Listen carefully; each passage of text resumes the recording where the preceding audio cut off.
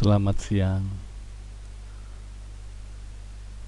Hari ini kita akan bahas 3 bab. Yang pertama adalah kerja dan energi kinetik, bab 7. Dilanjutkan dengan bab 8 tentang energi potensial dan kekekalan energi, dan akan kita akhiri dengan bab 9 membahas tentang pusat massa dan momentum linear. Baik, kita akan bahas satu persatu. Untuk pembahasan tentang kerja dan energi, dalam ilmu fisika dinyatakan bahwa energi itu merupakan kemampuan atau potensi yang dimiliki benda atau makhluk yang melakukan gerakan, ya. Adapun energi itu adalah besaran skalar yang ditetapkan ke suatu objek atau sistem objek. Nah, dalam pembahasan energi kita mengenal akan hukum kekekalan energi, yaitu ketika sistem tertutup maka jumlah energi semua jenis selalu sama, yang dikatakan bahwa energi tidak dapat diciptakan dan tidak dapat dimusnahkan. Namun energi tersebut hanya dapat berubah dari bentuk satu ke bentuk yang lain. Ini yang dinamakan hukum kekekalan energi. Nah, dalam bab ini kita akan bahas salah satu jenis energi, yaitu energi kinetik atau energi gerak, ya. Nah, juga akan dibahas tentang salah satu metode pemindahan energi yang dinamakan kerja, ya. Kita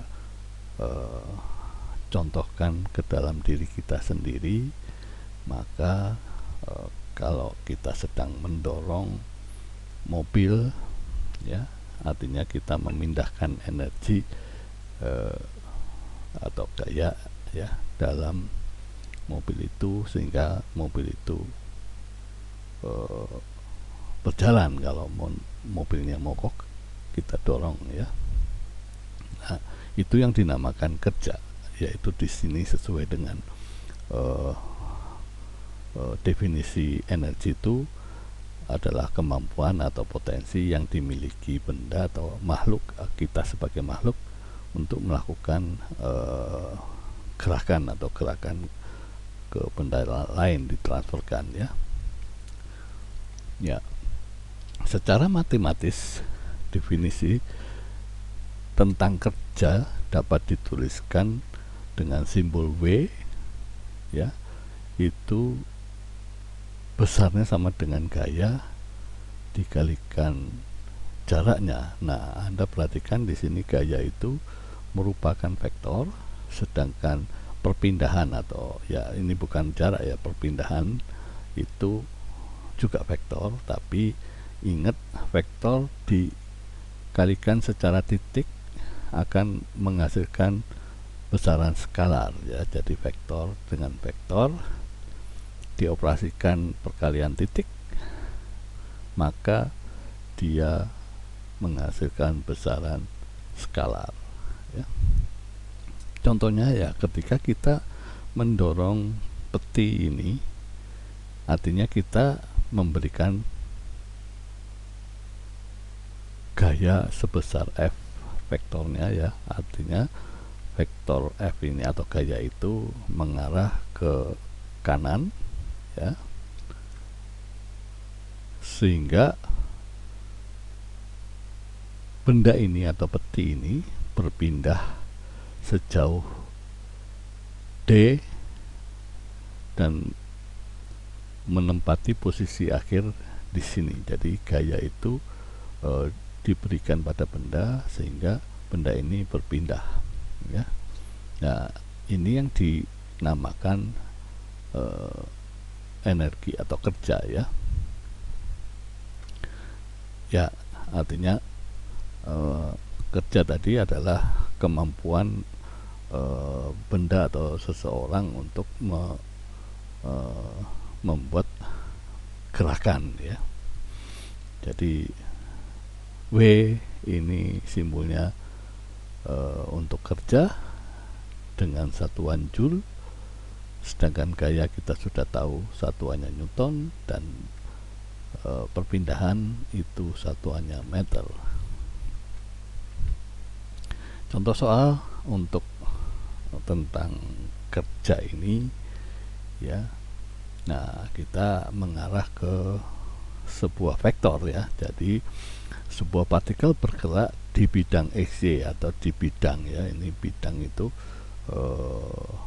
koordinatnya adalah XY, ya, dengan perpindahan delta D ini adalah 2 arah I dan 3 arah J meter. Setelah diberi gaya sebesar F dengan komponen 5I ditambah 2J Newton. Nah, hitunglah nilai perpindahan dan gayanya, ya. Artinya Anda diminta untuk menentukan besarnya vektor perpindahan D ini dan besarnya vektor gaya seperti ini, dan selanjutnya diminta untuk menghitung kerja yang dilakukan oleh gaya ini, ya. Nah, tentu saja ini masalah vektor. Anda hanya mengingat kembali bagaimana menghitung besarnya sebuah vektor, ya. Jadi penyelesaiannya kita gunakan secara Pitagoras, ya. Jadi namanya vektor D atau R ini adalah besarnya akar dari komponen masing-masing dikuadratkan. Artinya arah vektor itu ke arah X yang satuannya adalah I, dan vektor Y satuannya adalah J. Jadi dikuadratkan masing-masing, ya. Yang kita tahu bahwa arah I itu adalah 2 dan arah J adalah 3, sehingga kita dapatkan adalah 4 ditambah 9 adalah 13, ya. Akar dari 13 adalah 3,6 meter. Demikian juga untuk vektor gaya, ya, adalah kuadrat komponen masing-masing dijumlahkan, diakarkan, hasilnya seperti ini, ya.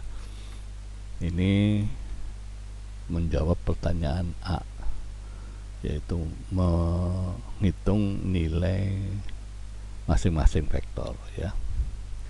Nah, bagaimana dengan menghitung kerja? Ya, Anda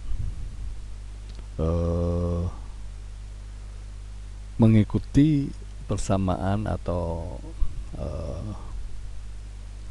ya, persamaan kerja adalah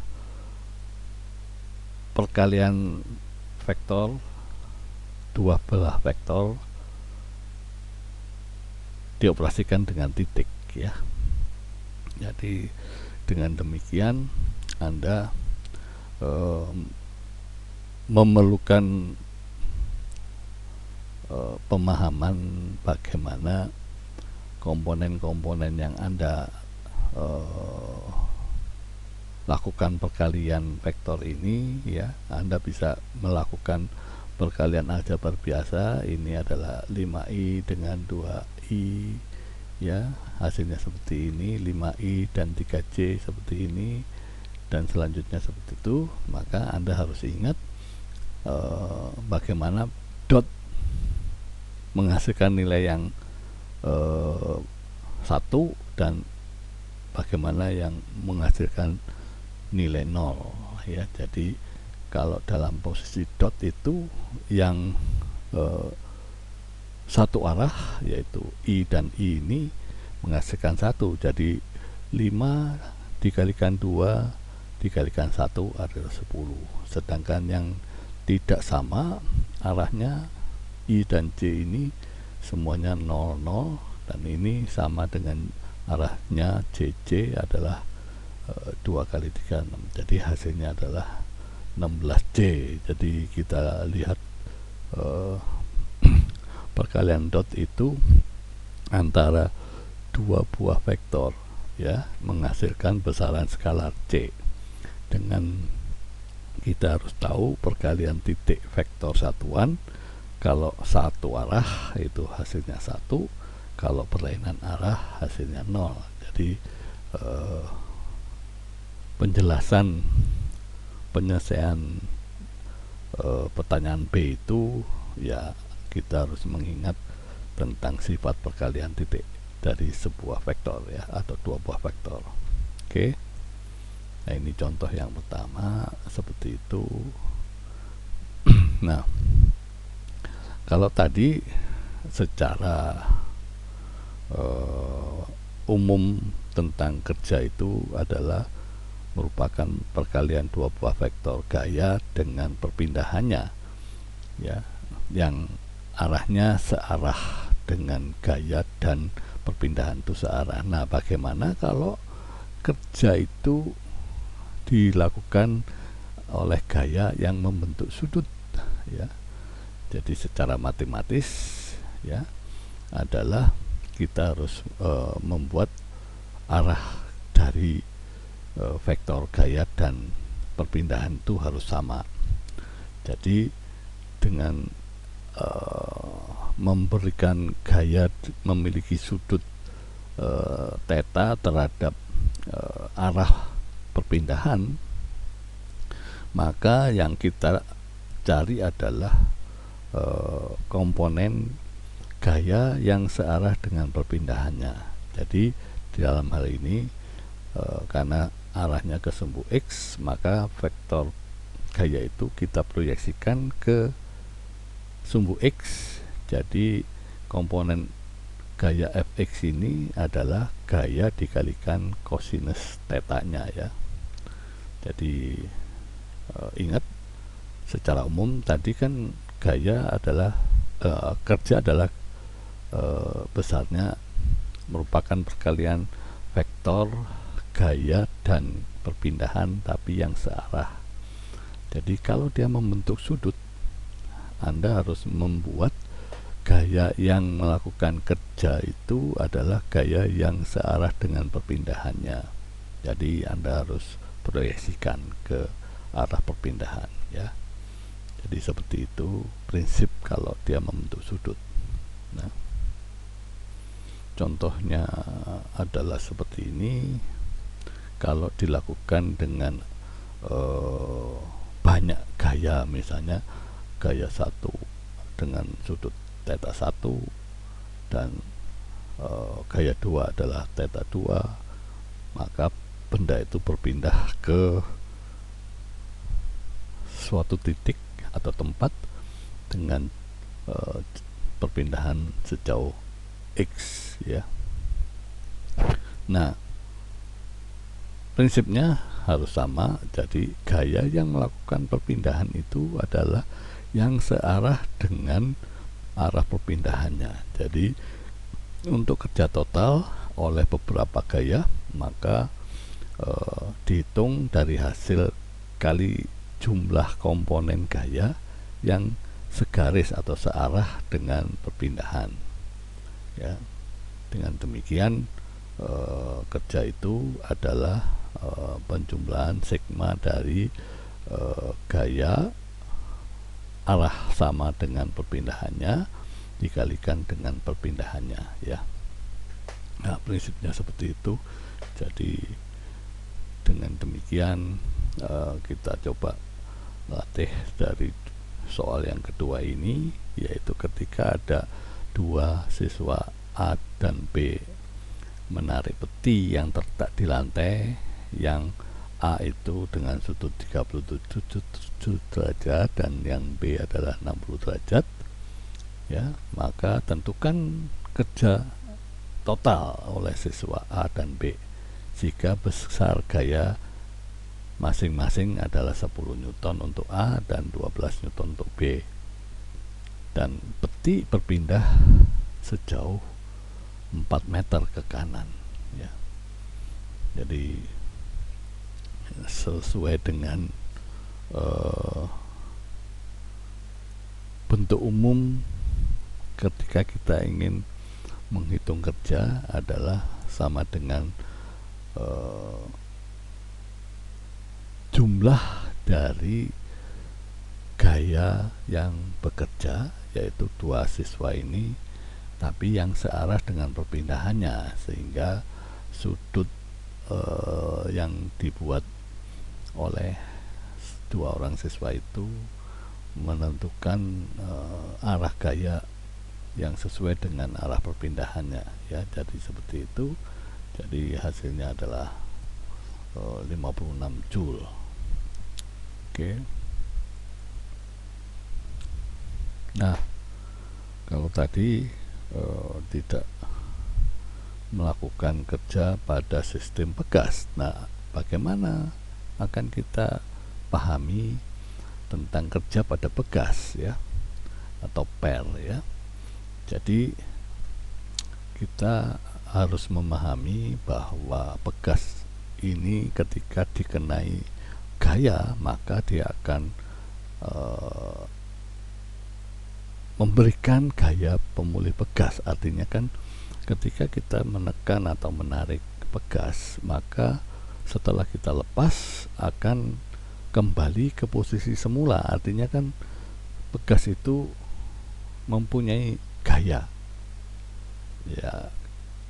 Kalau Anda memahami hukum ketiga Newton, aksi reaksi, ya ini seperti itu, ya. Jadi gaya pemulih pegas itu sebesar sama dengan gaya yang diberikan, yaitu namun berlawanan arah. Ini gaya, sebetulnya ini gaya reaksi dari pegas yang diberikan gaya, ya. Jadi ketika kita memberikan gaya, tentu saja gaya itu besarnya adalah konstanta pegas dikalikan pindahnya atau mulur atau mampatnya pegas, ya. Nah, gaya memulih adalah besar yang sama dengan gaya yang dikenakan pada pegas, tapi arahnya berlawanan, ya. Nah, ini yang disebut gaya pemulih, ya, untuk pegas. Jadi ketika kita tarik atau kita tekan, maka biasanya dia kembali pada saat setelah dilepas itu kembali ke keadaan semula, ya. Nah, gaya pemulih ini itu dikenal dengan hukum Hooke, ya. Hukum Hooke yaitu besarnya konstanta pegas K dan mulurnya atau mengkerutnya posisi pegas. Jadi konstanta pegas itu masing-masing pegas memiliki nilai yang berlain-lainan. Jadi ini bisa tergantung pada bahan dari pegasnya sendiri, ya. Nah, kerja yang dilakukan pegas, ya, prinsipnya sama dengan kerja yang bukan pegas, tapi karena pegas ini kan perubahan X-nya itu tidak langsung sekali, ya, tapi kan bisa X-nya banyak, gitu, ya. Jadi dengan demikian kita perlu mengintegralkan yang bersamaan kerja itu adalah gaya, vektor gaya dengan vektor perpindahannya, tapi kita harus jumlahkan, ya, diintegralkan antara perkalian masing-masing gaya dengan jaraknya, ya. Jadi karena gaya pegas itu adalah gaya pemulih, maka kita substitusikan besarnya adalah minus Kx, ya, sehingga namanya kerja bekas itu adalah setengah dari Kx kuadrat, itu hasil dari integral Kx dx, ya. Oke, tidak susah, contoh soalnya seperti ini, ya sebetulnya tinggal memasukkan rumus saja. Nah, ini sebuah bekas digantung di atap, ya, di atap digantung, berarti di sana gayanya adalah masanya bekas dengan gravitasi atau berat, ya, berat bekas. Nah, itu kan sama dengan hukum Hooke tadi, ya, namanya gaya pemulih, ya. Jadi ketika diminta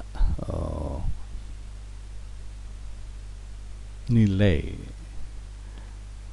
kerja, ya kita tahu bahwa kerja itu adalah integral dari fx dx, ya, dan kita tahu f nya itu adalah kd atau mg sama dengan mg, maka konstanta bekasnya K itu kita bisa cari dari beratnya dibagi jarak atau mulurnya atau konstanta perpindahannya, ya. Dengan demikian kita tahu bahwa kerja bekas itu adalah setengah K dikalikan D kuadrat, tinggal dimasukkan semua K nya adalah 2,7, sedangkan D nya kita tahu adalah 2 cm, ya. Jadi seperti itu proses penghitungan pada kerja untuk benda bekas, ya. Oke, tidak terlalu susah. Nah, apa yang dinamakan energi kinetik tadi sudah kita bahas di awal, bahwa untuk bab 6 ini kita akan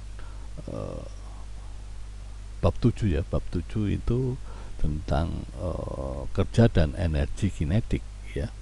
Nah, apa yang dinamakan energi kinetik adalah energi yang dimiliki sebuah benda yang bergerak, ya.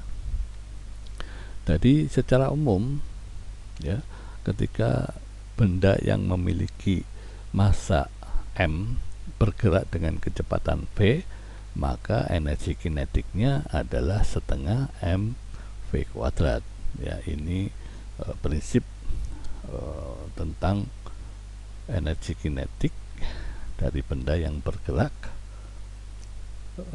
memiliki massa tertentu. Jadi energi kinetiknya itu adalah setengah masanya dikalikan dengan kecepatan kuadratnya, ya. Ini yang dinamakan energi kinetik. Nah, dengan menggabungkan dua teori tadi, kerja dan energi, jadi kita akan memahaminya seperti ini. Ketika ada suatu kerja yang dilakukan pada benda, ya, maka tentu saja ada energi yang ditransfer. Nah, benda tersebut tentu akan bergerak, ya, bergerak. Atau, ya, tadi sudah kita definisikan tentang energi, yaitu membuat benda itu bisa bergerak, ya. Jadi tentu saja kita nyatakan bahwa kerja itu adalah perubahan dari energi kinetik benda. Yang pertama adalah dia dengan kecepatan 0, ya. Jadi anggaplah kecepatan 0 itu pada V0 itu adalah 0 atau diam, maka terus bergerak, maka kerja itu adalah sebetulnya adalah selisih dari energi kinetiknya, ya. Jadi ini prinsip memahami tentang teorema kerja dan energi, ya. Jadi kerja yang diberikan kepada benda ketika energi kinetiknya adalah EK0, ya, maka energi totalnya adalah, jadi EK itu sama dengan energi kinetik mula-mula ditambah dengan kerjanya, ya. Jadi seperti itu prinsipnya. Jadi energi kinetik total benda itu adalah energi awal ditambah dengan kerjanya. Nah, kalau Anda perhatikan ini kan sesuai dengan konsep yang di atas, ya. Jadi kerja itu merupakan selisih energi kinetiknya. Jadi energi kinetik akhir atau total itu sama dengan energi kinetik 0 ditambah dengan kerja, ya. Oke. Nah, fungsi kerja itu berperan untuk memperkecil atau memperbesar energi kinetik. Nah, Anda memahaminya, memperkecil energi kinetik artinya kecepatannya menjadi kecil, ya, atau memperlambat. Kalau energi kinetiknya memperbesar artinya mempercepat, ya. Jadi energi kinetik total yang dimiliki benda yang semakin kecil, maka kerja yang dilakukan berarti bertanda negatif, artinya benda itu melambat, ya. Nah, sebaliknya dengan energi kinetik total yang lebih besar, maka kerja itu dilakukan adalah positif, artinya benda itu bergerak lebih cepat atau, ya, mempercepat gerak benda, ya. Prinsipnya seperti itu. Jadi kita lihat contoh sebagai berikut. Ada bola diam, balok diam dengan massa 6 kg ditarik oleh gaya 12 Newton pada permukaan datar yang licin, artinya tidak ada gesekan, ya. Berapakah kecepatan balok setelah bergerak sejauh 3 meter, ya. Jadi sebuah benda yang diberikan gaya, artinya benda itu akan melakukan kerja, ya. Jadi dengan demikian berapakah kecepatan balok setelah bergerak, artinya awal itu adalah diam, ya. Di sini diketahui diam, dan kerja itu prinsipnya adalah merupakan perubahan energi kinetik.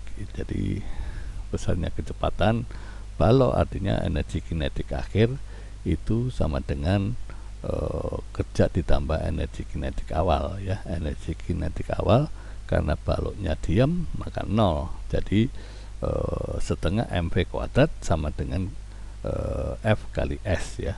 Jadi dengan demikian kita bisa hitung berapa kecepatan benda atau balok itu bergerak sejauh 3 meter, ya. Jadi di sini jangan lupa memang Anda menguraikan gaya-gaya, ya. Apakah gaya normal dengan gaya beratnya itu membuat benda itu bergerak, ya? Otomatis jawabannya tidak, kan, karena gaya normal arahnya adalah ke arah sumbu Y dan besarnya sama, artinya saling menghilangkan. Jadi tapi Anda bisa menyatakan bahwa benda itu memang ada gaya normal dan gaya berat, ya. Tapi tidak akan membuat benda ini bergerak tanpa ada gaya yang bekerja diberikan sebesar 12 Newton. Jadi gaya ini yang membuat benda bergerak ke arah sini, ya. Jadi bergeraknya sejauh 3 meter. Nah, berapa kecepatannya benda sampai di sini, ya. Nah, itu kita memiliki prinsip hubungan antara kerja dan energi tadi. Jadi kerja itu adalah gaya dikalikan perpindahannya, itu besarnya sama dengan perubahan energi kinetiknya, ya. Perubahan energi kinetik itu artinya energi kinetik akhir dikurangi energi kinetik awal, ya. Nah, karena energi kinetik awalnya dianggap baloknya diam kecepatannya 0, maka dianggap 0 energi kinetik awalnya. Jadi tinggal energi kinetik akhirnya adalah setengah mv kuadrat, itu sama dengan F kali delta X ya. Ya, itu prinsip kita membuat pemahamannya seperti itu ya. Jadi ya, kerja itu adalah perubahan energi kinetiknya, maka kerja sama dengan setengah energi kinetik akhir ya. Jadi kita bisa mendapatkan nilai kecepatan benda yang dikerjakan oleh gaya sebesar 12 Newton dengan perpindahannya sejauh 3 meter ya. Jadi dengan demikian kita bisa hitung kecepatan benda. Oke. Nah, bagaimana kalau kerja dan energi akibat gaya tidak konstan? Nah, sesuai dengan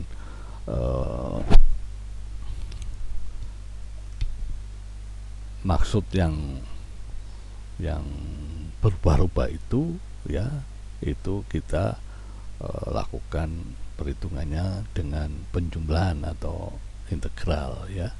Jadi seperti ini, kalau dia merupakan gayanya itu fluktuatif, artinya tidak sama ya.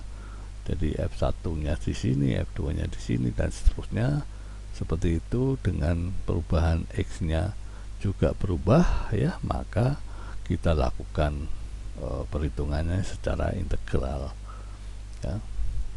Jadi prinsipnya kerja itu adalah integral perubahan X nya dan gaya masing-masing ya, sesuai dengan X nya ya. Itu adalah prinsip kalau gayanya tidak konstan. Oke. Ya, untuk contohnya tidak terlalu susah ya. Oke. Nah, yang terakhir kita pahami untuk bab ini adalah tentang daya. Apa yang dimaksud daya adalah kemampuan untuk mengubah satu bentuk energi menjadi energi yang lain ya. Anda perhatikan kalau di rumah kita misalnya, kita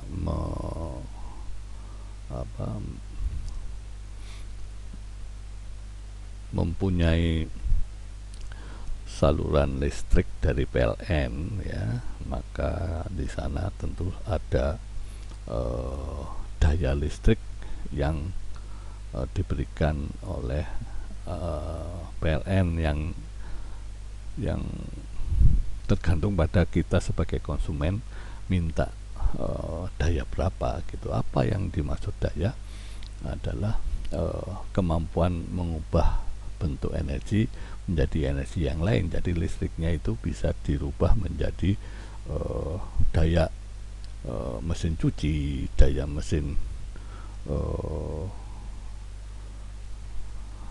pompa dan sebagainya ya. Jadi dia dirubah, itu adalah kemampuan merubah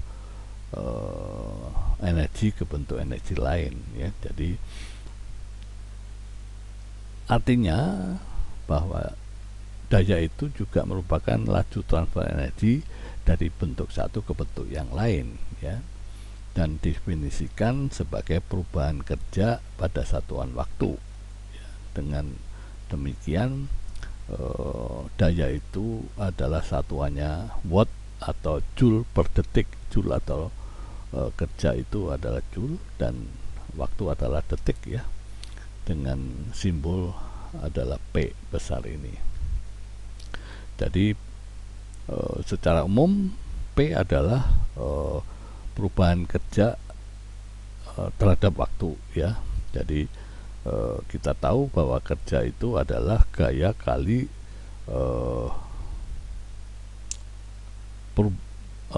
perpindahannya ya. Perpindahan terhadap waktu kita nyatakan bisa dari kecepatan ya. Jadi namanya daya itu bisa dinyatakan dalam bentuk gaya kali kecepatan ya. ini pemahaman tentang daya ya. Jadi satuan dari selain watt untuk daya itu, ada yang menyatakan bahwa daya itu dalam bentuk satuan HP atau horsepower. Ini untuk yang British ya. Nah, dalam konversi horsepower atau HP ini terhadap daya sendiri yang satuan internasional adalah watt, besarnya adalah 746 watt. Nah, di dalam abonen listrik kita biasanya kita akan ditagih oleh PLN tentang pemakaian dayanya itu adalah dalam bentuk kWh, itu adalah kilowatt hour ya. Jadi dihitung untuk abonen bulanan pemakaian daya listrik yang digunakan di rumah itu dalam bentuk kWh, artinya kilowatt hour. Jadi kilo mendapatkan watt adalah 10⁻³ ya, sedangkan jam itu adalah 3600 jam. Jadi daya yang kita pakai untuk pemakaian listrik di rumah itu 1 kWh itu merupakan energinya besarnya adalah 3,6 kali 10⁻6 Joule ya. Jadi sesuai dengan definisi daya adalah energi per satuan waktu ya. Jadi ini kerja itu kan energi ya. Jadi 1 kWh itu sama dengan berupa energi 3,6 kali 10⁻6 Joule ya. Contoh soalnya seperti ini. Ada sebuah lift dengan diketahui massa liftnya adalah 1600 kg, mengangkut penumpang 200 kg ya. Lift tersebut mengalami gesekan kinetis ya sebesar 4000 Newton ya. Berapakah daya motor yang dibutuhkan bila harus naik dengan kecepatan konstan 3 meter per detik ya. Jadi persoalan ini Anda harus selalu membuat diagram gaya ya, di mana Anda bisa memahami secara lebih jelas ya. Jadi kurang lebih seperti ini. Jadi lift itu adalah titik hitam ini ya, ada tali yang membawa naik ya, dan dia mendapatkan gesekan F kecil ini dan berat yang ke bawah ya. Ada 3 gaya yang bekerja pada lift ya. Jadi ada tegangan tali, ada gaya gesek, ada berat dari liftnya. Nah, dalam berat lift ini Anda juga tidak boleh menghilangkan penumpangnya atau isi dari lift yang akan bergerak naik ke atas ya. Ini ke arah atas itu kayak arah dari gaya geraknya ya. Jadi soal ini bisa Anda tuliskan atau diagramkan diagram gayanya ya, seperti ini. Oke, jadi dengan demikian kita selesaikan. Yang pertama adalah hukum Newton pertama yaitu benda diam, ya, di mana benda diam itu adalah sigma gaya ke arah Y itu sama dengan 0. Jadi tadi kan ada tegangan tali ke atas dan gaya gesek ke bawah dan berat ke bawah. Jadi untuk kesetimbangan atau benda awal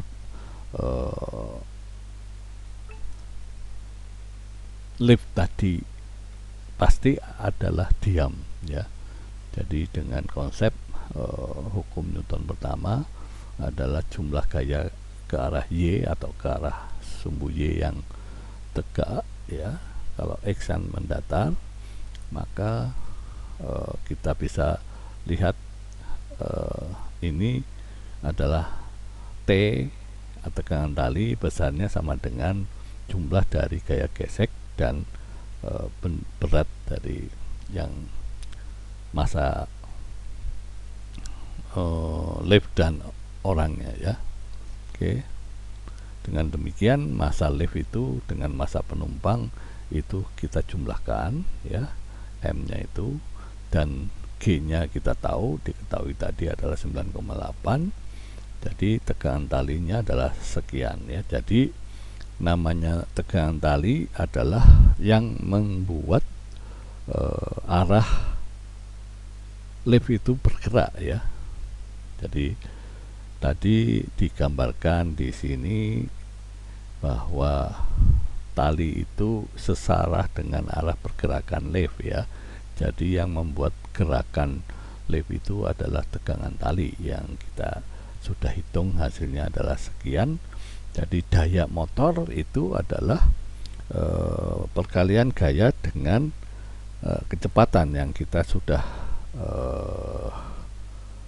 lihat tadi adalah daya itu merupakan gaya dikalikan kecepatan, ya. Jadi kita diketahui tadi kecepatannya sudah dinyatakan sebagai 3 meter per detik, sedangkan gaya yang mengakibatkan lift naik adalah tegangan tali yang kita hitung adalah 2,6 kali 10 pangkat 4. Maka daya motor yang diperlukan untuk naiknya lift secepat 3 meter per detik itu besarnya 6,48 kali 10 pangkat 4 watt, ya. Ya, ini tidak terlalu susah buat Anda semua, ya. Baik, ini kita selesaikan dalam bab 7 yang tadi tentang kerja dan energi kinetik, ya. Kita masuk ke dalam bab 8, yaitu membahas tentang energi potensial dan kekekalan energi, ya. Nah, apa yang dinamakan energi potensial gravitasi, yaitu ketika benda berada di atas permukaan bumi, yaitu memiliki energi potensial akibat gravitasi, ya. Artinya semua benda yang berada pada suatu ketinggian itu tentu akan mendapatkan energi potensial gravitasi, karena pengaruh gravitasi lah ada energi potensial, ya. Jadi tergantung pada ketinggian suatu benda dari permukaan bumi, energi yang dinamakan energi potensial gravitasi, ya. Jadi dinyatakan bahwa energi potensial itu adalah massa kali gravitasi dikalikan ketinggian benda. Nah, massa kali gravitasi adalah berat benda, ya. Oke. Jadi selisih energi potensial dua benda yang memiliki ketinggian H1 dan H2 itu kita nyatakan bahwa itu selisih energi potensial. Jadi di sini yang berpengaruh adalah, ya, memang masanya berpengaruh, ya, karena dua benda ini. Jadi dua benda itu mempunyai selisih energi potensial adalah selisih dari potensial masing-masing benda, ya. Oke. Ya, contoh soalnya seperti ini. Ada 3 benda yang mempunyai massa berlainan, ya. Ada sebuah tangga yang akan diletakkan masing-masing massa dari benda itu, ya. Jadi ada tangga pertama, kedua, dan keempat, ya. Tapi setiap ketinggian antar tangga itu adalah 30 cm, ya. Ingat, ini adalah pertama, kedua, dan keempat. Pada posisi MA itu yang pertama, MB adalah yang kedua, dan MC adalah yang keempat, ya. Tentukan energi potensial ketiga benda tersebut dan selisih energi potensial untuk benda A dan benda C, artinya posisi di lantai pertama dan lantai keempat, ya, untuk benda. Dan ya, ini tidak terlalu susah buat Anda, tinggal bahwa ketinggian itu dinyatakan dalam bentuk MKS, artinya satuan internasional itu adalah meter kilogram detik, ya. Jadi masanya tidak ketahui, maka ketinggiannya dalam bentuk meter kita ketahui, sehingga kita bisa hitung energi potensial masing-masing benda, ya. Maka selisih energi potensial A dan C tinggal kita kurangkan saja energi potensial yang di C dan di A, ya. Hasilnya adalah seperti itu. Oke. Nah, sama dengan tadi energi kinetik, itu juga ada untuk energi potensial elastik, artinya untuk benda yang elastis, yaitu pegas contohnya, ya. Jadi yang bersifat elastis artinya benda itu bisa kembali ke bentuk semula ketika mendapatkan suatu gaya, ya. Jadi pegas ini adalah benda yang bersifat elastis, juga mempunyai kekhususan dalam energi potensial, tapi dalam energi kinetik tadi adalah sebesar energi pemulih, ya, gaya pemulihnya adalah minus Kx, ya. Jadi dengan demikian, untuk kerja yang dilakukan gaya eksternal terhadap pegas, ya, kita sudah tahu tadi bahwa hasilnya adalah setengah Kx kuadrat, ya. Nah, sebaliknya pegas itu memberikan kerja negatif, artinya kan tadi kalau dalam gaya pemulih itu artinya gaya reaksi ketika diberikan gaya, ya. Nah, tentu saja energi eksternal yang diberikan pada pegas itu memberikan kerja negatif, artinya besarnya sama tapi berlawanan arah. Nah, ini yang dinamakan energi potensial elastik, ya. Ya, jadi seperti itu prinsip kerjanya adalah sebesar, karena energi potensial itu tidak memiliki nilai negatif kalau kerjanya merupakan kerja negatif dari kerja eksternalnya, ya. Tapi ini yang dinamakan energi potensial dari elastik, jadi besarnya adalah setengah Kx kuadrat, ya. Oke. Oke, itu energi potensial pegas atau benda elastik. Nah, sekarang ada pemahaman tentang gaya konservatif dan gaya non konservatif, ya. Kita bahas dulu yang konservatif, ya. Konservatif itu artinya kerja yang dilakukan oleh gaya pada partikel yang bergerak. Ada 2 titik tidak bergantung pada lintasan ya. Jadi gaya konservatif itu bekerja tanpa terpengaruh oleh lintasannya atau tidak tergantung pada lintasan ya. Dan yang kedua, pada lintasan tertutup, artinya dari A bekerja kembali ke A lagi ya. Jadi dari titik awal dan titik akhirnya itu sama ya, atau itu istilahnya lintasan tertutup. Maka kerjanya selalu nol ya. Jadi ingat, gaya konservatif itu kerja itu tidak tergantung pada lintasan, dan ketika kerja pada lintasan tertutup maka nilainya nol. Nah, pemahaman lintasan tertutup itu adalah titik awal dan titik akhir identik, artinya kerja itu dari titik A kembali ke A lagi ya. Itu gaya konservatif. Nah, contoh gaya konservatif adalah gravitasi. Mau dimanapun besarnya gaya konservatif tidak berubah ya. Mau di atas mau di bawah itu besarnya tidak tergantung pada lintasan. Dan kalau dia bekerja di tempat kembali lagi ke atas, maka dia nilai kerjanya adalah nol ya. Jadi gravitasi seperti itu ya. Jadi coba kita perhatikan ketika kita melempar, bukan melempar, melepas dari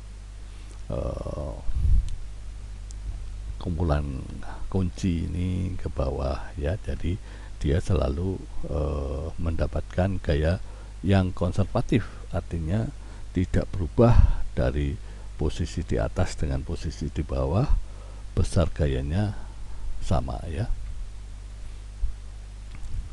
Yang kedua adalah gaya pegas ya.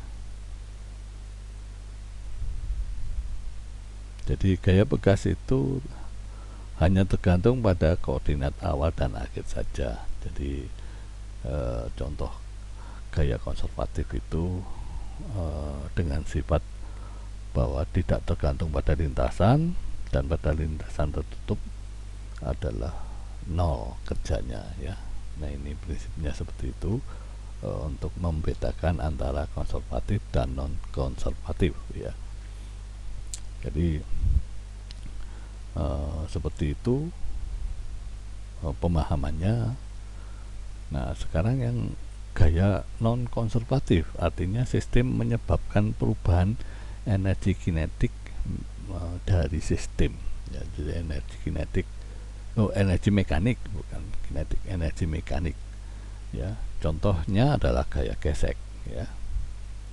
Jadi ketika kita melemparkan sesuatu atau ya, ini tentunya ada perubahan setiap energi mekanik dari pergerakan sistem benda ini ya. Jadi contoh yang ada dari gesekan. Jadi gesekan di sini gesekan udara dan gesekan lain-lain. Pokoknya gaya gesek itu membuat perubahan energi mekanik dari sistem yang berada dalam pemahaman yang kita akan lakukan ya. Ya, jadi prinsip gaya non konservatif itu merubah energi mekanik sistem. Contohnya gesek, gaya gesek ya. Yaitu ketika kita akan melakukan kerja ya, kerjanya adalah menaikin tangga terus meluncur ya. Jadi di sini energi mekanik sistem, yaitu sistem yang berjalan ini tergantung pada lintasannya ya. Tadi kalau yang konservatif tidak tergantung pada lintasan. Nah, untuk yang non konservatif ini tergantung pada lintasannya. Jadi energi mula-mula adalah ya mekanik mula-mula ketika kita mau naik tangga ini ya. Jadi energi kinetik awalnya 0, maka potensialnya ada. Ya, pada saat meluncur sampai papan itu adalah energi mekanik kedua, seperti ini, ada kayak gesekan ya. Jadi prinsip dari energi kinetik energi mekanik itu adalah sesuai dengan lintasan yang kita lakukan ya. Jadi yang pertama kita naik tangga ini, energi mekaniknya adalah yang awal adalah energi kinetiknya 0, tapi energi potensialnya MGH ya. Jadi dengan demikian energi kinetik saat meluncur seperti ini. Nah, berapa gaya gesek itu adalah energi kinetik awal dikurangi energi kinetik akhir ya. Oke, jadi non konservatif itu merubah energi mekanik sistem ya. Jadi tapi prinsipnya itu kita menggunakan hukum kekekalan energi juga ya. Jadi energi mekanik 1 itu selalu besarnya sama dengan energi mekanik 2 ya.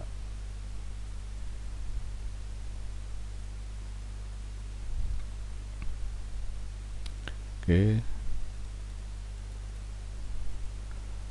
Nah, hukum kekekalan energi mekanik ya, yaitu untuk suatu benda yang bersifat kekal, artinya energi mekanik tidak dapat dimusnahkan, namun dapat berubah bentuknya ya. Ini kekekalan energi dalam energi mekanik ya. Jadi energi mekanik adalah energi total yang dimiliki oleh suatu benda yang mempunyai energi potensial dan energi kinetik ya. Jadi energi mekanik itu merupakan penjumlahan energi potensial dan energi kinetik ya. Jadi dalam kenyataan energi mekanik sistem seolah-olah tidak konstan karena ada gaya non konservatif yang bekerja tadi ya. Tapi sebetulnya kita harus membuat semua hukum kekekalan energi berlaku. Jadi energi kinetik yang akibat gaya non konservatif itu energi mekaniknya seolah-olah tidak konstan, artinya di awal akan berubah dengan ini, tapi perubahan itu tentu ada ya. Jadi berubah ke bentuk lain. Jadi untuk mempermudah pembahasan, biasanya benda yang bergerak dianggap tidak memiliki gaya gesek ya. Nah, contohnya seperti inilah ya. Sebuah kotak bermassa 3 kg diturunkan dari mobil dengan papan miring 1 meter panjangnya dengan sudut 30 derajat. Dengan menggunakan hukum kekekalan energi, hitung energi mekanik awal dan akhir. Jika papan dianggap licin pertama, yang kedua memiliki gaya gesek 5 Newton ya. Ya. Jadi persoalannya kita sudah berikan diagramnya seperti ini. Jadi benda diturunkan dari mobil yang mula-mula kecepatan 0 pada ketinggian setengah meter dengan sudut kemiringan 30 derajat. Ya, jarak antara benda di mobil sampai di atas lantai itu adalah 1 meter ya. Jadi di sini diem, tapi di sampai lantai adalah ada kecepatan ya. Tapi posisi di sini adalah posisi energi potensialnya ada, tapi energi kinetiknya adalah 0 karena dia diam ya. Jadi energi mekanik 1 adalah posisi pada benda posisi 1, dan energi mekanik 2 adalah posisi benda berada di titik yang kedua. Oke. Jadi perhitungannya seperti itu. Energi mekanik awal itu penjumlahan potensial dan kinetik di awal, ya. Dengan demikian energi mekanik awal kita bisa hitung, ya, karena semuanya diketahui, ya. Nah, untuk energi akhir ketika licin, tentu saja kita buat bahwa kekekalan energi mekanik energi mekanik pertama dan energi mekanik kedua itu besarnya sama, ya. Jadi ini kekekalan energi mekanik, sehingga kecepatan akhir itu kita peroleh, ya.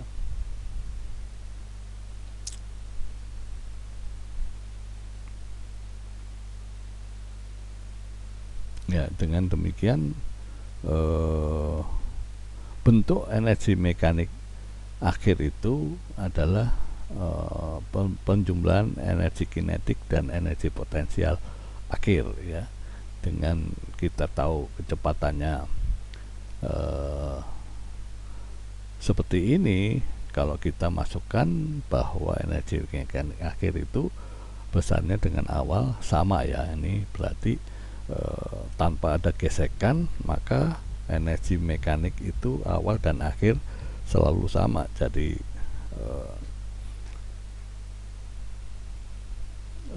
merupakan kekekalan energi mekanik, ya. Ini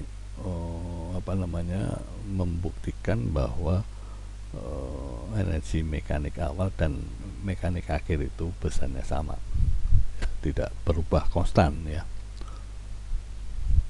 Nah, setelah kita tahu bahwa kecepatan yang dimintakan, kecepatan sampai di lantai itu berapa, ya. Nah, sekarang kalau dia ada gaya gesek, maka di awal kan tidak ada gesekan, ya. Jadi energi mekanik awal itu tetap 147. Nah, ketika diketahui ada gaya gesek, maka untuk mekanik akhir itu ada gaya gesek sebesar gaya dikalikan jarak perpindahannya, ya. Jadi gaya geseknya tadi diketahui 5 Newton ya, sedangkan jaraknya kita tahu 1 meter, maka kita bisa menghitung bahwa ketika ada gaya gesek, maka kecepatan akhir itu akan lebih kecil dibanding tanpa ada gesekan, ya. Ya, kita belajar gaya gesek yang sudah kita pelajari bahwa dengan hambatan itu ada keuntungan dan kerugiannya. Keuntungannya bisa berjalan tapi akan memperlambat, ya, akan memberikan perlawanan karena berlawanan dengan gaya kedepannya, ya. Jadi dia akan melambat. Nah, tentu saja kalau kita masukkan ke dalam persamaan dari energi mekanik akhir, ya, hasilnya akan menjadi lebih kecil. Jadi ada berkurang 1 joule, ya. Jadi ada perbedaan ketika ada gesekan dan tanpa ada gesekan. Kemana hilangnya 1 joule, ya, atau berubahnya energinya ke bentuk lain? Ya, tentu saja Anda bisa coba pegang papan ini saat meluncurnya benda ini ke sampai bawah, ya. Apakah Anda tidak merasakan adanya sesuatu di papan ini? Terasa seperti apa? Tentu saja ada energi panas yang terjadi, ya, karena gesekan antara peti dengan papan, ya. Jadi dengan demikian ada energi lain yang membuat berkurangnya energi mekanik selisih antara awal dan akhir, ya, sebesar 1 Joule, yaitu adalah adanya perubahan energi dalam bentuk lain, ya. Oke. Nah, gaya konservatif dan energi potensial. Kerja yang dilakukan oleh gaya konservatif tadi kan tidak melihat adanya perubahan akibat dari lintasannya, ya. Jadi dengan demikian kalau energi potensial kan arahnya kan selalu merupakan perubahan negatif dari energi potensial. Jadi energi potensial di awal kan tentu saja karena dia ketinggian akan lebih besar, ya, tapi pada saat ke bawah dia akan berubah, ya, energi potensialnya, karena ketinggiannya berkurang, ya. Jadi kerja yang digunakan pada gaya konservatif adalah selisih negatif dari energi potensialnya, ya. Jadi kerja itu untuk energi potensial itu adalah selisih dari energi potensialnya minus, ya. Jadi dengan demikian karena perubahan energi potensial itu bisa dinyatakan adalah minus gaya ke arah X dan dx, ya. Jadi sehingga gaya konservatif dengan energi potensialnya adalah kalau kita ingin mengarah ke X, ya, maka energi potensial terhadap dx adalah seperti ini, ya.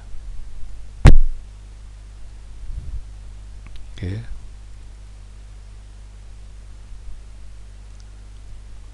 Jadi energi potensial yang menganggap bahwa dia adalah perubahan negatif, kerja itu perubahan negatif, itu arahnya ke gaya konservatif pegas, ya.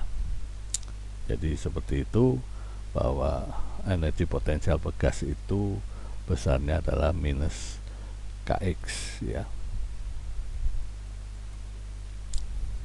Nah, untuk pegas diagram energinya seperti ini, ya. Jadi misalnya energi potensial pegas adalah setengah kx kuadrat. Jadi kalau kita gambarkan adalah parabola seperti ini, ya. Jadi dia akan mempunyai lintasan yang seperti ini, ya. Jadi sebelah kiri dan sebelah kanan itu sama, ya. Jadi setengah kx kuadrat adalah bentuk persamaan parabola ini, ya. Jadi grafik disimpulkan bahwa sistem pegas ada titik kesetimbangan, ya, dari titik kesetimbangan di sini, ya. Sembarang gerakan dari satu titik itu menghasilkan gaya dengan arah yang berlawanan. Jadi yang di sini arahnya ke sana dan yang di sini arahnya berlawanan, tapi nilainya sama, ya. Ya, mau pada titik kesetimbangan memiliki energi potensial minimum adalah di sini, ya. Jadi ini prinsip dari apa yang kita bahas tentang gaya konservatif pada energi potensial. Tadi konservatif itu kan cuma dua, ya, adanya di gaya gravitasi dan gaya pegas. Nah, ini yang arahnya ke gaya pegas, ya, energi potensialnya seperti itu, ya. Oke, itu bab 8 seperti itu. Yang terakhir kita bahas tentang bab 9 tentang pusat massa dan momentum linier, ya.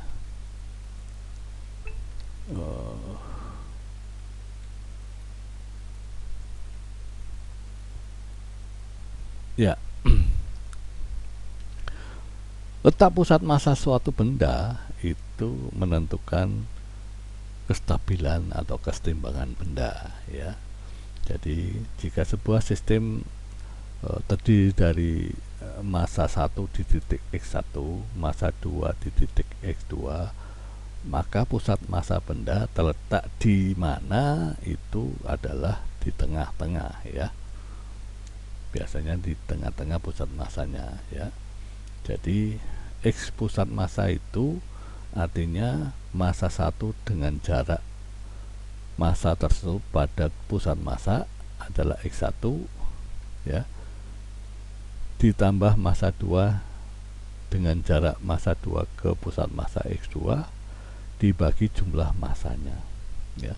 Ini posisi kesetimbangan dari dua benda yang seperti ini. Pusat massanya kita ingin cari di mana, itu adalah seperti ini, ya. Nah, Anda perhatikan bahwa definisi pusat massa adalah kestabilan atau kesetimbangan benda. Anda perhatikan gambar ini, ya.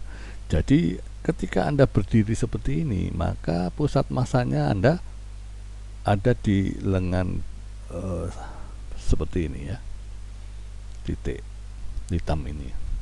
Nah, ketika Anda mengangkat tangan, ya, maka pusat Andanya untuk kesetimbangannya adalah pindah ke sini, ya.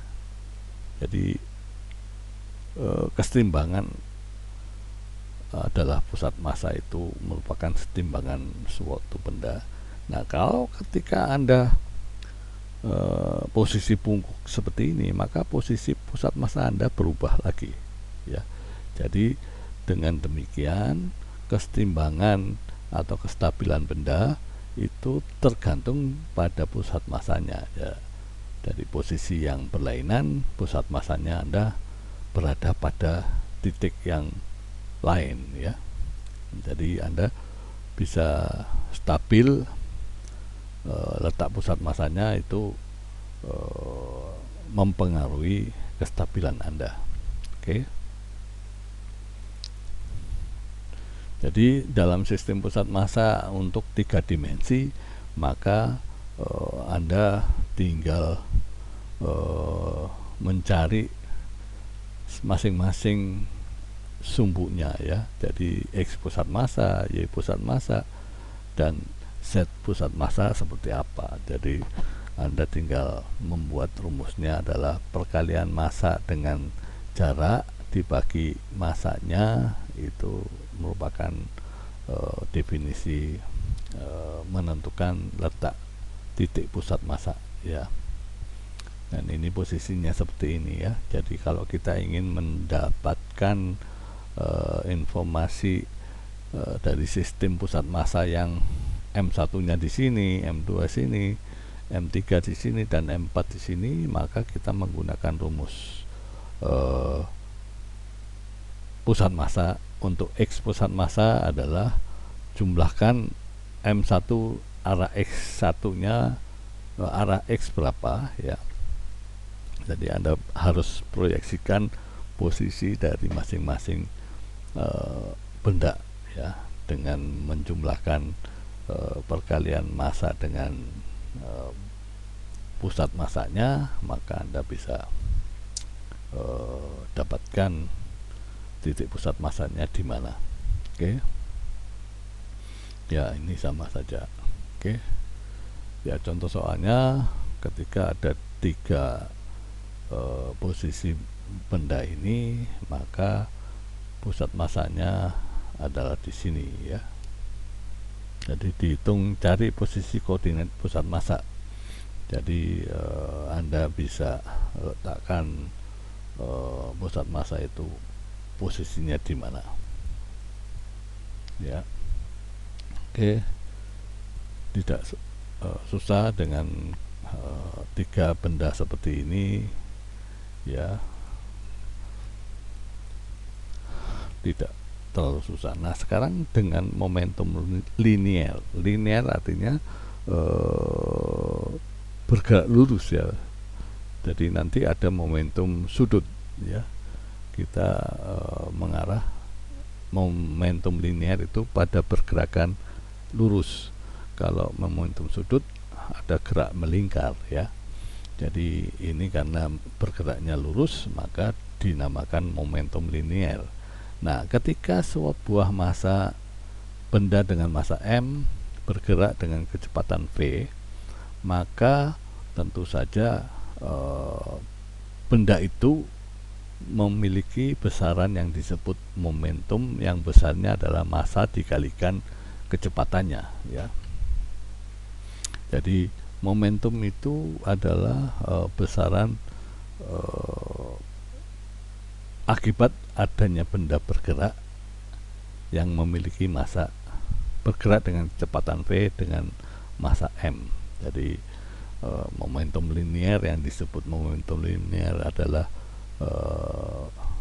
simbolnya adalah P sama dengan massa dikalikan kecepatan ya.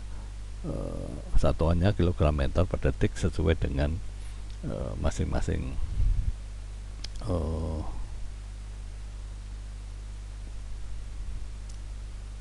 definisi dari momentum linear adalah massa kali kecepatan. Nah, partikel yang bergerak dengan sembarang arah maka diuraikan menjadi komponen 3D atau 3 dimensi, yaitu kita harus tahu arah momentumnya ke arah mana. Kalau dia arahnya arah sumbu X, maka kecepatannya adalah Vx, dan m-nya kan tidak berubah ya, mau ke arah manapun besarnya tidak akan berubah, tapi kecepatan dengan momentum masing-masing itu akan berbeda ya. Oke. Jadi perubahan momentum linear terhadap waktu itu menghasilkan sebuah gaya ya. Jadi ketika momentum berubah terhadap waktu ya, artinya ketika kita definisikan momentum adalah massa dikalikan kecepatan dan berubah terhadap waktunya, maka yang terjadi adalah hasilnya adalah massa dikalikan percepatan, yang tidak lain adalah gaya itu sendiri ya.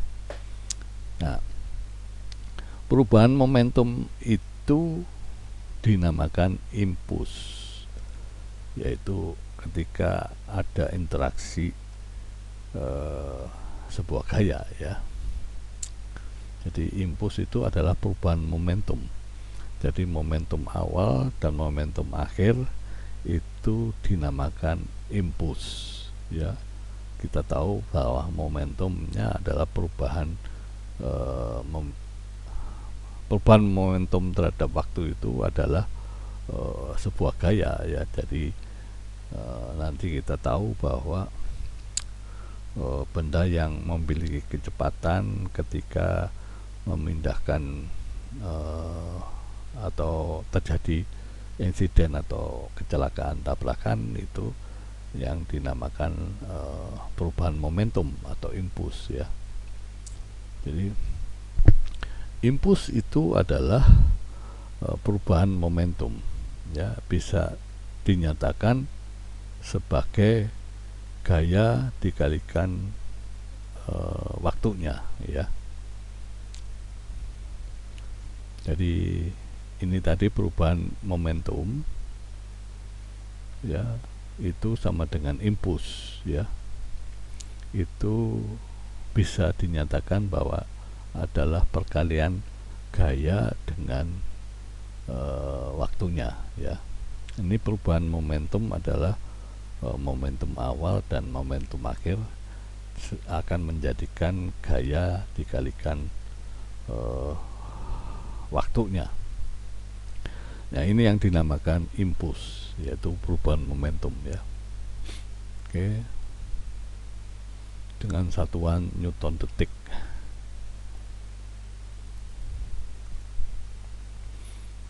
Ya, ini contoh untuk memahami tentang impuls dan momentum ya.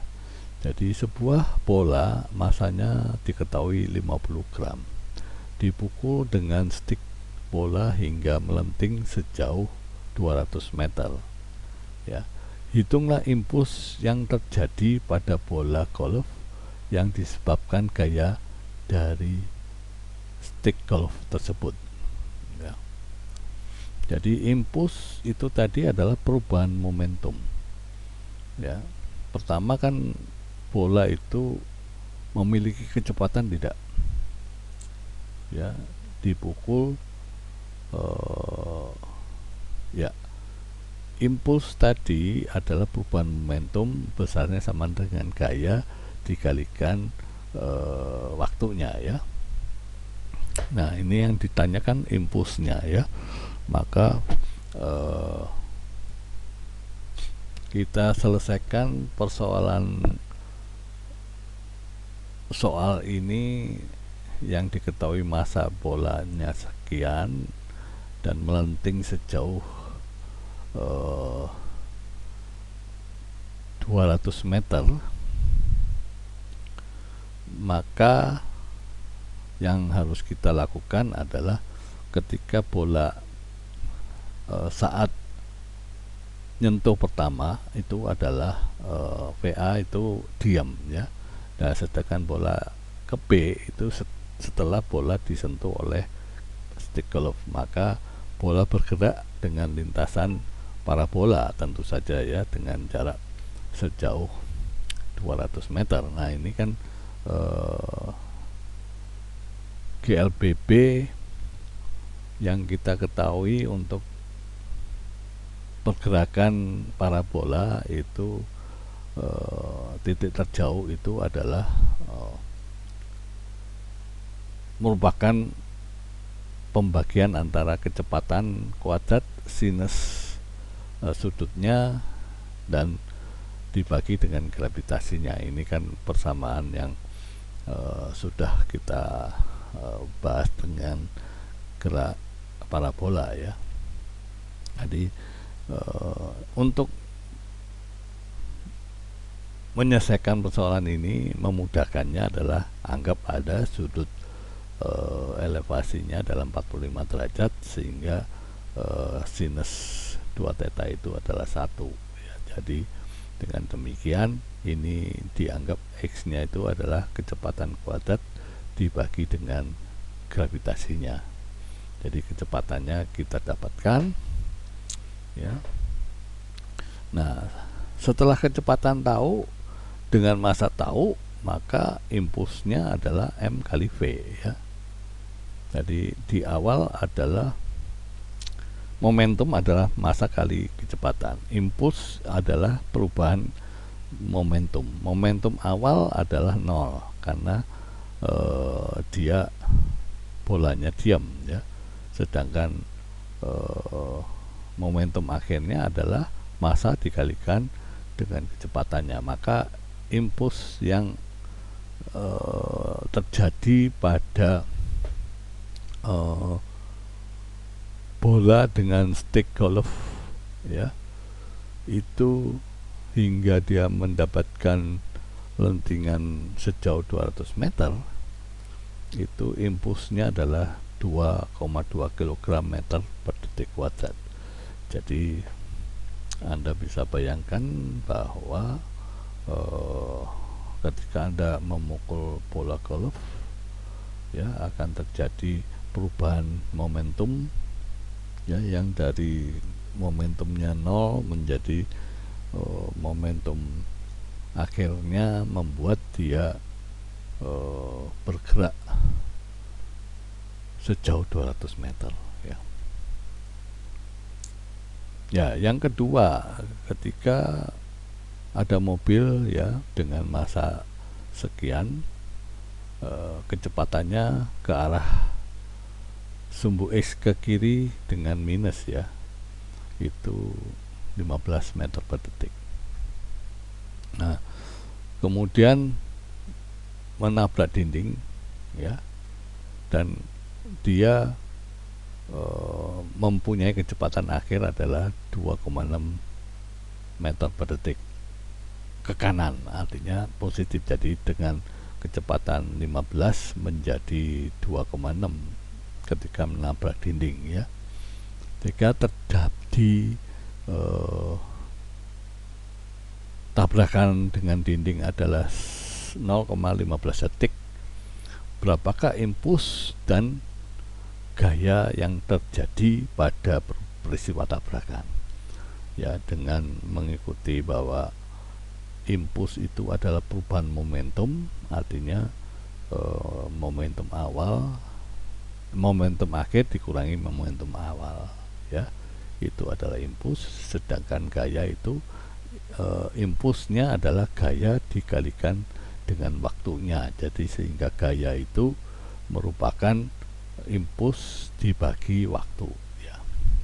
Ini konsepnya seperti itu ya. Tinggal ada ini gambar diagram gayanya. Jadi ketika ke kiri tadi sebelum tabrakan adalah sekian, setelah tabrakan ternyata berkurang tapi ke arah belakang ya.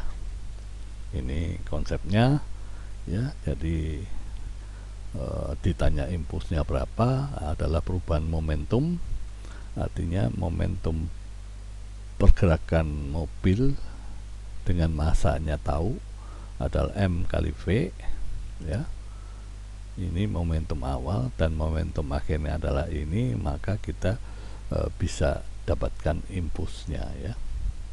Nah, sedangkan impuls, perubahan impuls itu adalah sebuah gaya dikalikan dengan lamanya terjadi tabrakan itu, sehingga kita dapatkan gayanya ya. Itu prinsip perhitungannya seperti itu ya. Jadi impuls adalah perubahan momentum ya, sedangkan gaya itu adalah perubahan momentum dibagi waktu. Oke. Nah,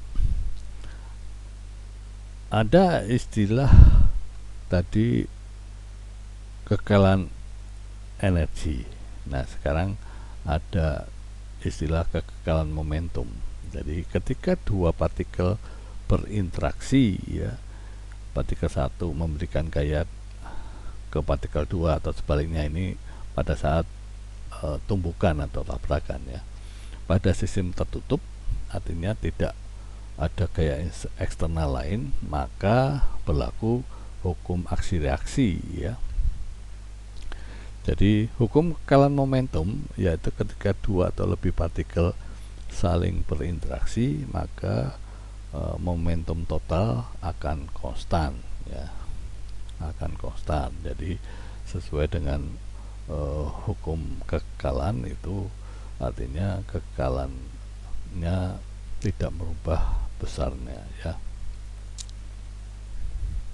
Jadi secara matematik ya itu bahwa momentum total itu adalah jumlah dari momentum sistem. Artinya momentum sistem tergantung dari berapa material atau bahan yang berinteraksi ya. Kalau ada dua ya dua, jadi P1 ditambah P2 itu sama dengan tetap konstan. Ini prinsip kekekalan momentum. Jadi momentum awal harus sama dengan momentum akhir ya. Jadi momentum awal itu artinya masing-masing momentum dua partikel itu jumlahnya sama dengan momentum akhir dari dua partikel tersebut. Artinya secara matematisnya seperti ini ya. Jadi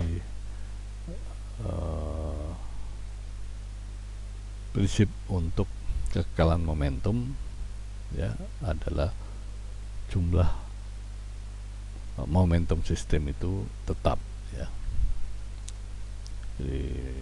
momentum sistem artinya yang awal harus sama dengan yang akhir ya.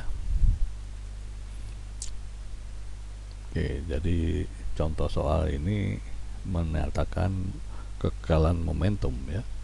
Jadi ada meriam diletakkan di atas kendaraan yang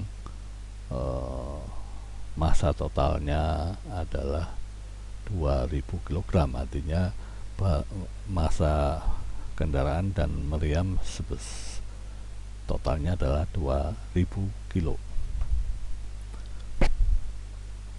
Nah, keadaan diam awalnya setelah meriam ditembakkan, artinya kendaraan mulai bergerak, yaitu karena ada hentakan ya. Hitung kecepatan kendaraan akibat tolakan peluru. Jika kecepatan pelurunya 40 meter per detik dengan massa peluru 3 kg, tidak diperlukan perhitungan tentang gesekan atau gesekannya diabaikan.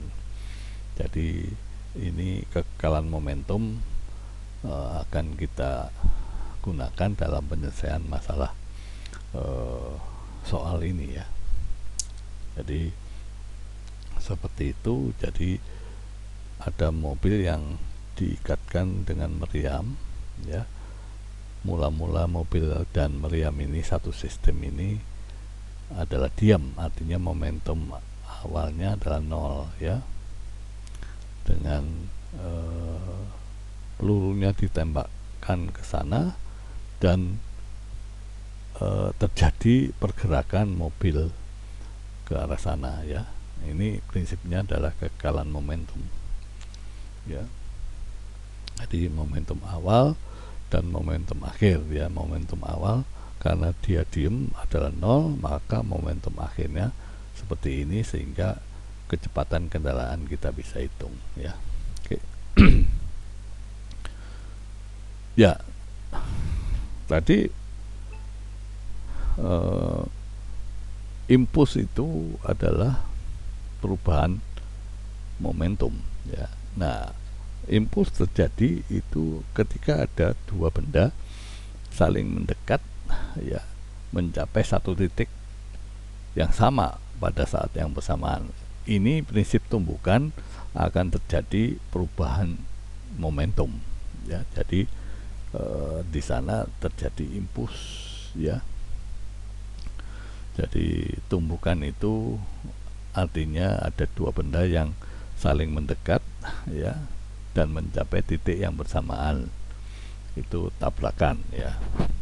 Ya, kita sudah tahu prinsip itu sebetulnya, tapi dengan ingin mengetahui peristiwa tumbukan itu, jadi keadaan sebelum dan setelah tumbukan yang terjadi ya. Jadi keadaan awal benda setelah tumbukan sangat dipengaruhi oleh ketiga hal, yaitu pertama kecepatan awal benda ya, tentu saja dia lebih cepat atau lebih lambat ya. Dipengaruhi juga oleh massa benda ya. Nah, setelah itu karakteristik dari tumbukan ya. Jadi keadaan akhir benda setelah tumbukan itu ada tiga hal yang harus kita perhatikan: kecepatan awal benda, massanya benda, dan karakteristik tumbukan, artinya koefisien restitusi E itu tumbukan elastik sempurna atau non elastik atau tidak elastis ya. Ya, itu nanti kita akan bahas. E ini karakteristik tumbukan itu nilai E nya ya. Jadi karakteristik tumbukan diketahui berdasarkan energi total awal dan akhir benda yang mengalami tumbukan ya. Itu prinsip menghitung E ya. Ya, karakteristik tumbukan ya, kita prinsipnya tadi adalah mengetahui energi total awal dan akhir ya. Jadi karakteristik ada tiga macam, ada elastik, yang E nya sama dengan 1, non elastik itu sama dengan 0. Kalau semi elastik artinya antara 0 dan 1 ya. Jadi menentukan keelastisitas dari proses tumbukan atau koefisien restitusi E ini, kita tadi sudah beri informasi bahwa harus tahu energi awal dan energi akhir ya. Jadi dengan demikian kita mendapatkan rumus atau persamaan E ini adalah kalau ada dua massa yang saling mendekat itu adalah minus kecepatan benda 2 akhir dikurangi kecepatan benda 1 akhir dibagi dengan selisih kecepatan masing-masing. Ya, ini prinsip persamaan dari E. Jadi nilai tumbukan E sama dengan 1 artinya elastis sempurna, artinya ketika terjadi tumbukan selalu memberikan arah dari dua benda itu melenting ya. Jadi ketika terjadi lentingan sempurna maka akan terjadi arah kecepatan yang berlawanan dari arah yang sebelumnya ya. Jadi itu lenting sempurna. Nah, kalau dia tumbukannya tumbukan non elastik artinya dia akan menempel ya. Nah, sedangkan yang semi elastik artinya tumbukannya itu tidak terlalu kecepatannya sama dan berubah arah, tapi dia berubah arah tapi kecepatannya akan berkurang ya. Itu sistem pemahaman ya. Jadi tumbukan elastik artinya adalah energi total benda sebelum dan sesudah besarnya sama. Artinya kecepatan awal dan kecepatan akhirnya itu sama ya. Energi kinetiknya sebelum dan sesudah sama. Jadi energi potensial tidak mengalami perubahan, tapi energi kinetik sebelum dan sesudahnya harus sama. Jadi prinsip tumbukan elastik adalah setengah mv1 kuadrat sama dengan setengah mv2 kuadrat ya. Oke.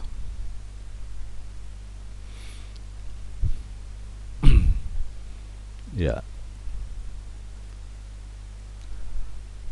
Jadi secara matematik dituliskan bahwa energi kinetik kondisi awal ya, itu masing-masing benda itu dijumlahkan sama dengan energi kinetik benda setelah tumbukan itu besarnya sama ya. Jadi dengan demikian kita temukan tadi bahwa persamaannya itu adalah kecepatan benda satu itu sama dengan pengurangan masanya dibagi penjumlahan masanya dikalikan kecepatan mula-mula ya, ditambah dengan 2 kali. Ini menyelesaikan persamaan ini didapatkan bahwa V1 aksen atau V1 setelah tumbukan itu besarnya seperti ini, sedangkan V2 nya adalah seperti ini ya. Jadi ini penyelesaian untuk tumbukan elastis ya. Ya, contoh soalnya seperti ini ya, kita tidak perlu bahas, Anda bisa pahami nanti di rumah ya. Ya, ada Sekarang tumbukan non elastik, artinya E nya sama dengan 0. Artinya setelah tumbukan, energi kinetik total sistem sebelum dan sesudah tumbukan tidak sama. Artinya arah besar dan kecepatan akhir benda pada tumbukan non elastik itu sama, ya. Ya bisa sama-sama berhenti atau sama-sama bergerak ke arah yang satu arah, ya. Jadi non elastik adalah hukum kekekalan momentum, ya, artinya massa dikalikan kecepatan itu terjadi pada saat sebelum dan sesudah, ya. Jadi dengan prinsip, kalau tadi kekekalan energi kinetik, kalau yang non elastik hukumnya adalah kekekalan momentum, ya. Jadi dengan momentum awal sama dengan momentum akhir, maka kita peroleh bahwa kecepatan akhir itu sama dengan massa A dibagi jumlah massa dua benda dikalikan kecepatan A, ya. Ini ketika B nya diam, ya. Jadi tumbukan itu bisa saja benda yang ditabrak itu diam, ya. Jadi dengan demikian kecepatan akhir itu, ya, merupakan besarnya sama antara A dan B, tapi berapa kecepatannya itu adalah dengan prinsip ini, ya. Nah, kalau sama-sama bergerak, maka dengan prinsip kekekalan momentum, maka momentum A akan sama dengan momentum B, ya, yang saling berlawanan. Ini kalau sama-sama bergerak, ya. Jadi ada dua kemungkinan, satu bendanya diam ditabrak, yang satu sama-sama bergerak, ya. Oke, Anda pahami sendiri dengan semi elastik, artinya antara 0 dan 1, ya. Jadi di sana semi elastik ini energi kinetik benda tidak seluruhnya ditransfer ke benda lain, artinya tidak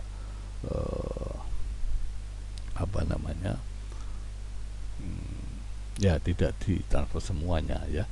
Jadi energi kinetik sebuah benda menjadi bentuk energi lain, yaitu misalnya ada bunyi, ada panas dan lain sebagainya, ya. Dari semi elastik itu restriksinya antara 0 dan 1. Jadi semakin besar nilai E, semakin besar pula efisiensi transfer energinya, ya. Oke, pemahamannya seperti itu. Jadi ketika diminta menilai koefisien restitusi antara dua bola yang bergerak ini, ya, kita bisa nyatakan dia 0 atau bukan 1, dia 0 atau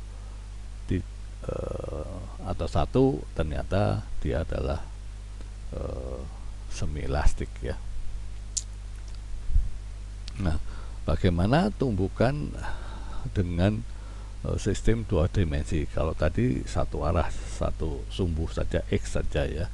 Nah, sekarang kalau dia memiliki dua sumbu, ya, artinya dua dimensi itu, ya, artinya nanti akan membentuk sudut ke arah yang lain, ya.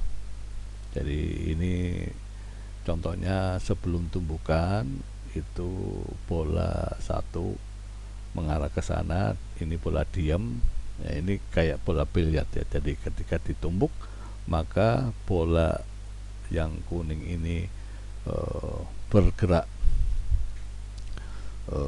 menuju ke bawah, sedangkan yang biru menuju ke atas, sehingga dengan demikian kita mendapatkan arah bola yang meninggalkan arah semula itu kita nyatakan tumbukan bisa saja 2 dimensi ya.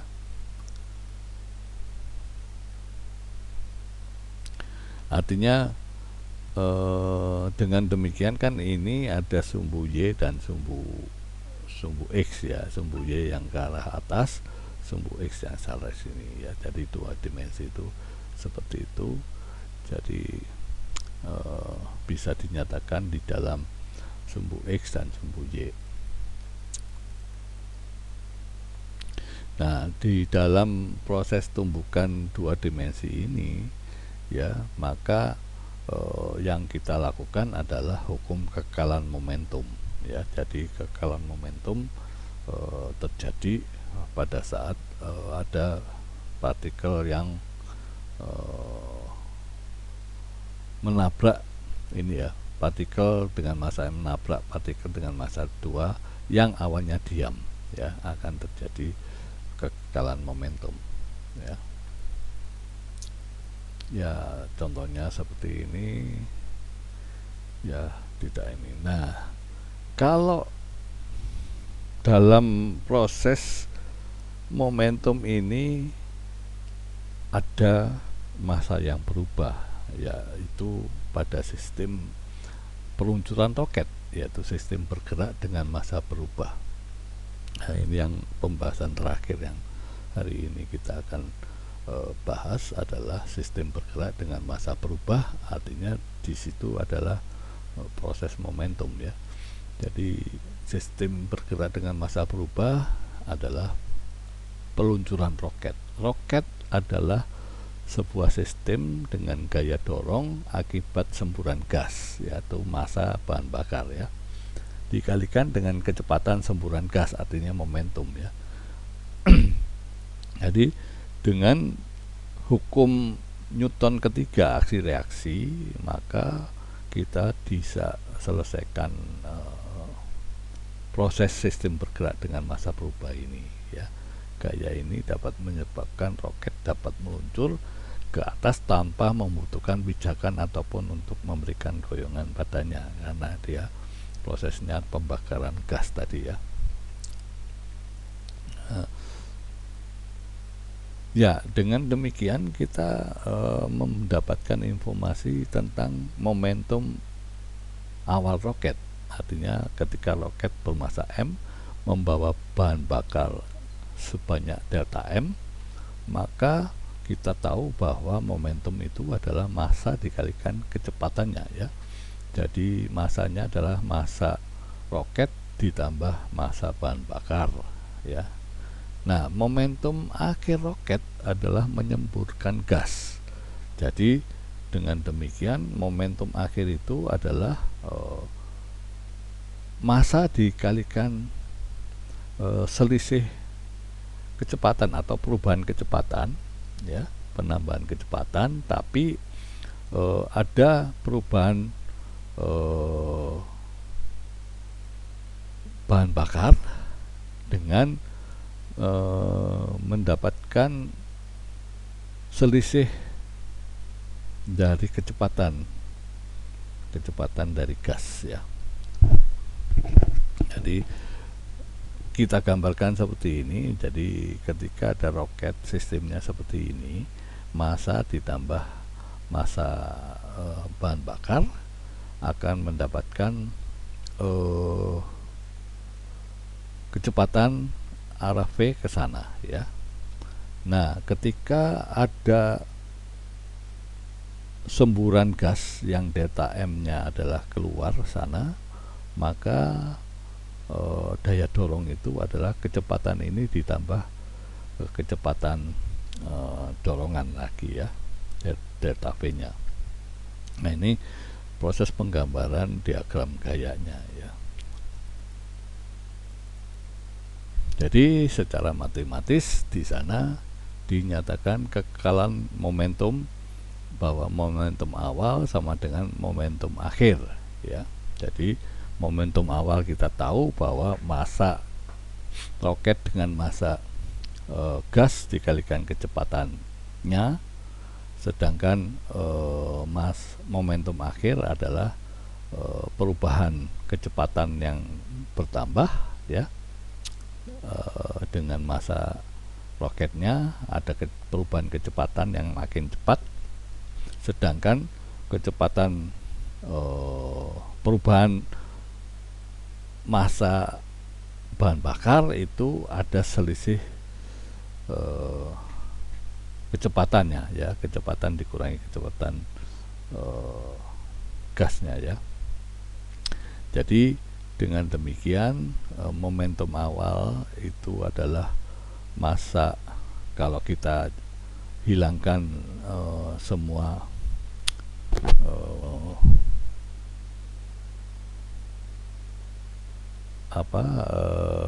delta M-nya, karena kita kan bisa selesaikan matematik ini mendapatkan hasil M dikalikan dengan delta V, itu besarnya delta M dikalikan kecepatan bahan bakarnya, ya, semburan bahan bakarnya. Jadi misalnya massa total roket adalah MR, ya, artinya massa roket ditambah jumlah bahan bakarnya, ya.